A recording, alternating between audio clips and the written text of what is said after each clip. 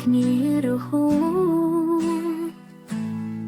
តតែប្រកិនមានណាបើអូនទៅគ្មានប្រផងហើយឃើញខាត់ធុញទ្រាំហើយជាថាមានអ្នកថ្មីអូនស្នេហា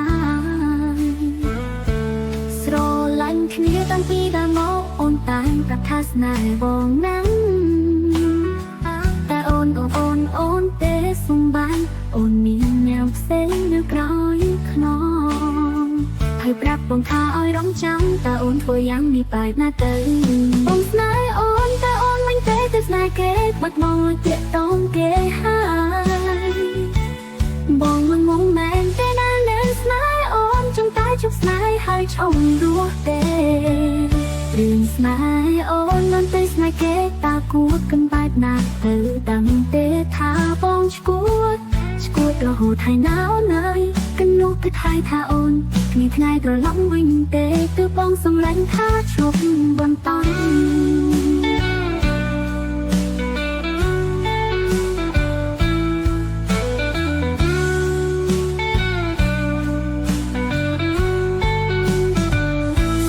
លាញ់គ្នាទៅពីដើមមកអូនតែងតែថាស្នេហ៍បងណាំ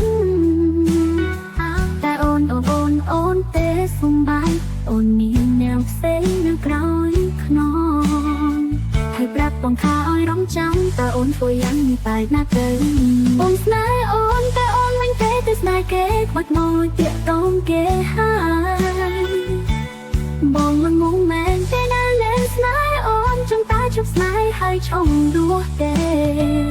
រឿងស្នេហ៍អូនទៅស្នេហ៍គេតើគួរគិនបែបណាទៅតាំងទេថាបងឈួតរហូតហើយណៅនៅកនោះគឺថៃថាអូនគ្មានថ្ងៃត្រឡប់វិញទេគឺបងសម្លាញ់ថាឈប់បន្តគឺបងសម្លាញ់ថាឈប់បន្ត